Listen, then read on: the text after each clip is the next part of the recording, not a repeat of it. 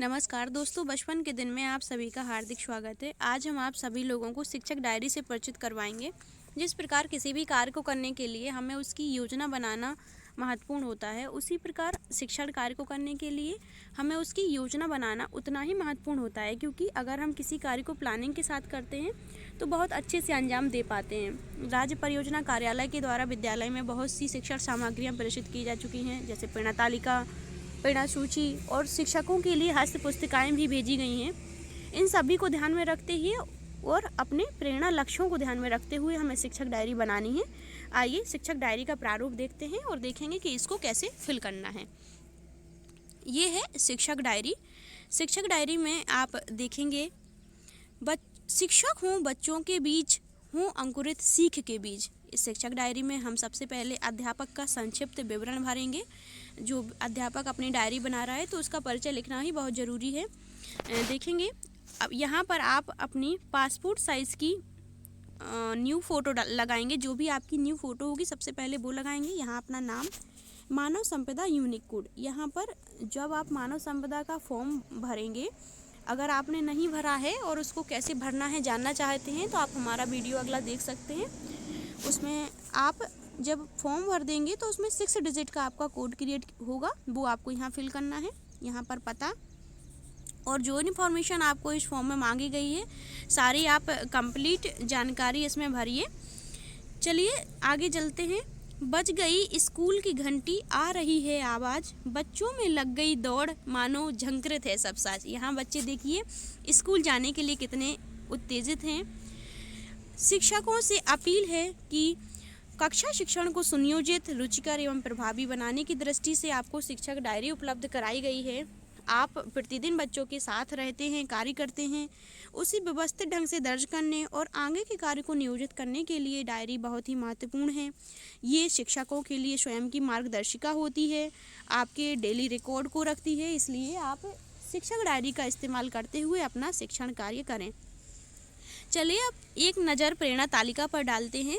कक्षा 1 से कक्षा 5 तक की भाषा और गणित विषय के लिए अलग अलग प्रेरणा तालिकाएं विद्यालयों में भेजी हैं। इन प्रेरणा तालिकाओं में आप देख रहे हैं, यहाँ पर बच्चों की कक्षा 1 से 30 कक्षा 1 के अगर आपकी स्ट्रेंथ 30 बच्चों की है तो आप इनमें अपने बच्चों का नाम भरिए, और अगर 30 से ज़्यादा हैं तो 1 से अधिक प्रेरणा तालिका का इस्तेमाल कर सकते हैं।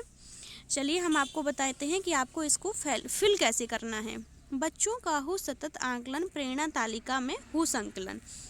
बच्चों का जो आकलन है इन दक्षताओं के आधार पर किया जाएगा। कक्षा 1 में जो दक्षताएं हैं, कक्षा 1 से लेकर कक्षा 3 तक के बच्चों के लिए 14 दक्षताएं हैं, और कक्षा 4 और 5 के बच्चों के लिए 16 दक्षताएं दी गई हैं भाषा और गणित की। तो इन्हीं दक्षताओं के आधार पर हम अपने बच्चों का आकलन करेंगे। यहाँ पर टिक लगाकर हम देखेंगे कि कौन सा बच्चा किस दक्षता को हासिल कर चुका है। यहाँ अपने बच्चों के नाम लिखेंगे। अगर आपका कक्षा 1 में अगर आपके बच्चों की स्ट्रेंथ 30 है और आपके 5 बच्चे इस दक्षता को हासिल करे हैं तो आपको सिर्फ इन 5 कॉलमों पर टिक लगाना है, बाकी खाली छोड़ देना है। इस तरह इन दक्षताओं के आधार पर ही आपको टिक करना है। चलिए आगे बढ़ते हैं। प्रेरणा लक्ष्यों के बारे में हमने अलग से वीडियो बनाया हुआ है। अगर आपने नहीं देखा है तो आप हमारे चैनल पर जाकर उसको देख सकते हैं। लड़कियों के लिए आप देखेंगे कि आत्मरक्षा के गुण हमें सिखाने हैं। बच्चियों के लिए हम लड़कियां नहीं किसी से कम, हम में हैं विवेक, लगन और दम। बच्चियों को हम अपने आत्मरक्षा के गुण सिखाएंगे ताकि वो खुद स्ट्रॉन्ग बन सकें और बुराइयों से लड़ सकें।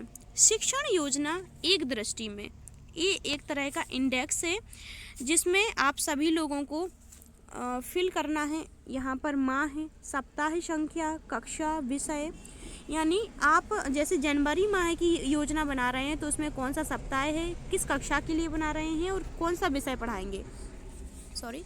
इन विषयों के आधार पर आप विषय का नाम यहाँ भरेंगे और सारे कॉलम भरेंगे और इसी इंडेक्स के अकॉर्डिंग अपने पूरे महीने की योजना तैयार करेंगे, जिसके आधार पर आप अपना शिक्षण कार्य करेंगे। ये माहवार है, इसलिए आपके लिए 12 शिक्षण योजनाएं दी हुई हैं। आप स्लाइड करेंगे और पहुंचेंगे, देखेंगे अब बच्चों के लिए आप ये देखिए, आहा किताबें इतनी सारी चलो पढ़े सब हैं हमारी।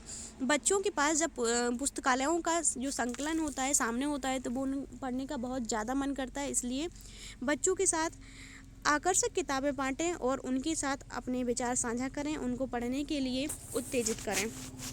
ये शिक्षकों के लिए बोला गया है। सोचिए कितना अच्छा हो यदि आप शिक्षण योजना के साथ सीखने सिखाने का कार्य करें। पूरे विद्यालय का माहौल सीखने सिखाने के अनुकूल हो, सभी को कार्य करने की संतुष्टि हो, बच्चे बेहतर अधिगम स्तर पर हों, सीखने सिखाने का रुचिपूर्ण व आनंददायक वातावरण हो। अगर ये सारी चीज़ें होंगी सीखने सिखाने के दौरान तो आपको भी अच्छा लगेगा और बच्चों को भी पढ़ने में बहुत अधिक मन लगेगा। शिक्षक डायरी के उद्देश्य क्या हैं? सबसे पहला उद्देश्य जानते हैं, योजना बनाने में। शिक्षक डायरी का सबसे पहला उद्देश्य क्या है? योजना बनाने में, यानी शिक्षक डायरी का प्रयोग शिक्षक अपनी योजना बनाने के लिए करते हैं। योजना बनाने के दौरान जो भी TLM उनके यूज करते हैं उनको व्यवस्थित तरीके से उसमें आप लिखिए। चलिए अगला है दस्तावेजीकरण में। शिक्षक डायरी में शिक्षण योजना के साथ साथ उनकी समीक्षा बिंदु, जो भी रिकॉर्ड हैं जो शिक्षक डायरी में लिखे होते हैं वो एक दस्तावेज के रूप में आपके सुरक्षित रहते हैं। अगला है समीक्षा करने में, सपोर्टिव सुपरविजन में। ये पॉइंट भी शिक्षक डायरी के हैं, जिसे समीक्षा करने में शिक्षक स्वयं की योजना और क्रियान्वयन करके स्वाकलन भी कर सकते हैं और बच्चों का आकलन करते हैं। यानी एक तरह से आप समीक्षा करते हैं कि हमने जो कार्य किया है वो अच्छे ढंग से हुआ है, पूर्ण रूप से हुआ है कि नहीं। अगला है सपोर्टिव सुपरविजन में। आगे चलते हैं, विद्यालय का रिपोर्ट कार्ड। बच्चों की प्रगति का रिपोर्ट कार्ड वास्तव में विद्यालय का है दर्पण। ये विद्यालय का रिपोर्ट कार्ड है जिसमें आपको विद्यालय का यूडाइस कोड, प्रधानाध्यापक का नाम, विकास खंड और खंड शिक्षा अधिकारी का नाम एवं हस्ताक्षर भरना है। विद्यालय की रेटिंग बच्चों की प्रगति के अनुसार भरी जाएगी। आगे देखेंगे हम तो शिक्षण योजना का प्रारूप आपको देखने को मिलेगा। ये मेन है जो आपको फिल करना है। इसमें महीने का नाम, कक्षा, विषय और समय की अवधि। अगर आप मान लीजिए कौन से महीने में, अगर आप मान लीजिए अप्रैल माह में पढ़ा रहे हैं, अप्रैल में कक्षा 4 का विषय गणित पढ़ाने जा रहे हैं और गणित की जो समय की अवधि है वो आपने 45 मिनट ली हुई है, ठीक है। अगर मान लो आप ये भर रहे हैं शिक्षण योजना, लर्निंग आउटकम आप जिसका आपने शिक्षण हेतु चयन किया, यानी जो आपको बच्चों के लिए सिखाना है वो यहाँ पर आउटकम फिल करेंगे। इकाई का नाम, पाठ या इकाई का नाम, इस आउटकम के आधार पर आप जो पाठ पढ़ाने जा रहे हैं वो आप इसमें फिल करेंगे। आगे बढ़ते हैं, आवश्यक संसाधन। आवश्यक संसाधन में आप देखेंगे कि आप पढ़ने के बच्चों के लिए पढ़ाने के दौरान जो भी शिक्षण सामग्रियाँ, जो भी TLM यूज कर रहे हैं, जो भी गतिविधियाँ यूज कर रहे हैं, उन सभी संसाधनों को आप इसमें अवश्य लिखिए। TLM के दौरान जो भी वस्तुएं इस्तेमाल कर रहे हैं, जो भी चार्ट पेपर इस्तेमाल कर रहे हैं वो आप इसमें सब सारी की सारी सामग्रियाँ आपको इसमें लिखनी है।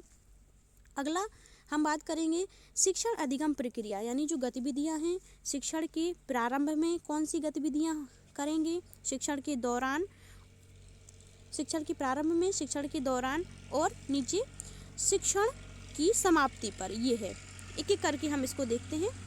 शिक्षण के दौरान सबसे पहले शिक्षण के प्रारंभ में, शिक्षण के प्रारंभ में आप उन बिंदुओं को लिखें जिन पर वे चयनित लर्निंग आउटकम से संबंधित बच्चों के पूर्व ज्ञान को जानने के लिए बातचीत करेंगे।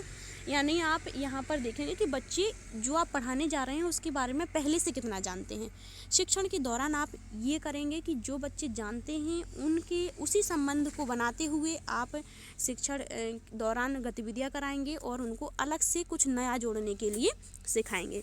अगला है शिक्षक की शिक्षण की समाप्ति पर समेकन। समाप्ति के बाद आप क्या करेंगे, बच्चों से चयनित लर्निंग आउटकम को किस सीमा तक प्राप्त किया है, सटीक प्रश्न पूछकर आकलन करेंगे, गृह कार्य देंगे जिससे उनकी समझ को सुदृढ़ कर सकें। इसके बाद हम आगे बढ़ते हैं, आकलन के तरीके।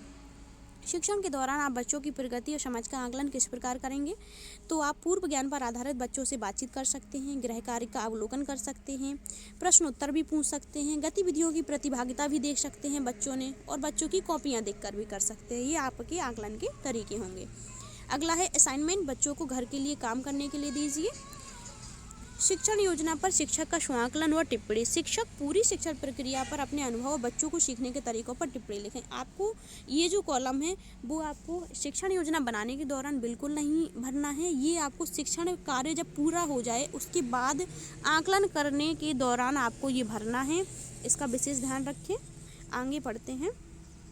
अपनी कक्षा में सभी विषयों की अपेक्षित दक्षताओं की तालिकाएं प्रेरणा तालिका अवश्य प्रदर्शित करें और उन्हीं को लक्ष्य मानकर दैनिक कक्षा का शिक्षण करें। ये हमने आपको पहले ही बताया हुआ है कि हमें अपनी दक्षताओं को प्रेरणा लक्ष्यों को ध्यान में रखते हुए भी शिक्षण कार्य करना है। ये प्रिंट रिच वातावरण के बारे में बताया हुआ है। प्रिंट रिच वातावरण दे बच्चों को सीखने के ढेर सारे अवसर, यानी जो प्रिंट रिच वातावरण है उसमें बच्चों को सीखने सिखाने के बहुत सारे मौके मिलते हैं। देखो ये भी एक एग्जाम्पल दिया हुआ है। इस तरह से 2-3 एग्जाम्पल आपको देखने को मिलेंगे इस डायरी में, जो मैंने आपको पहले ही बता दिए हैं। चलिए आगे देखते हैं। बच्चों के लिए TLM का यूज करना बहुत ही, थोड़ा सा मैं जूम कर दे रही हूँ, करें TLM का प्रयोग अधिकाधिक हो, कक्षा रुचिकर व अधिगम सर्वाधिक। आप TLM का अधिक से अधिक इस्तेमाल करिए ताकि बच्चे बहुत अच्छे ढंग से सीखने सिखाने का कार्य करें। एक दूसरे को भी सिखाएंगे बच्चे और सीखेंगे। शिक्षण योजना, ये जो पहले मैंने बताया था वो इंडेक्स था, अब ये शिक्षण योजना, आप इसको भी भरिए। ये भी शिक्षण योजना दी हुई है, ये आप देख लीजिए पूरा पेज। माहवार आपकी दी हुई है, विषय कक्षा डेली बेसिस पे भी है, तो आप इसको फिल करेंगे, आगे स्लाइड करेंगे तो आप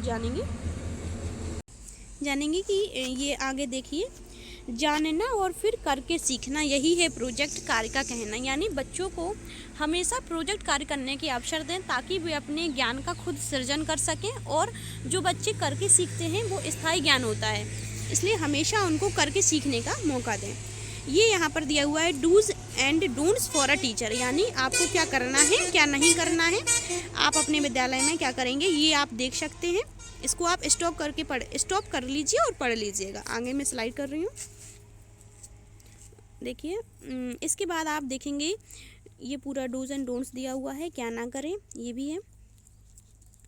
ये यहाँ पर चलो कुछ पल साथ बैठकर बच्चों की हम प्रगति विचारें, यानी हमेशा बच्चों का जब शिक्षण कार्य संपन्न हो जाए उसके बाद हमें टीचर्स को हमेशा साथ में बैठकर बच्चों की प्रगति का आकलन करना चाहिए, और हमें ये निश्चित करना चाहिए कि हमने जो बच्चों के लिए शिक्षण कार्य किया है, जो योजना बनाई थी, उसके अनुसार बच्चे किस सीमा तक अधिगम स्तर तक पहुँचे हैं, उनने कितना अपना अधिगम स्तर प्राप्त कर लिया है, इसके बारे में विचार करें। चलिए अब शिक्षण योजना के अनुसार आप बेहतर तरीके से शिक्षण कार्य करें, और हमसे जुड़ने के लिए आपको अभी तक बहुत बहुत धन्यवाद। और जो भी आप अगर क्वेरी चाहते हैं, अगर आपको कोई भी प्रश्न है तो आप हमसे ज़रूर पूछ सकते हैं। चलिए मिलते हैं हम नेक्स्ट वीडियो में।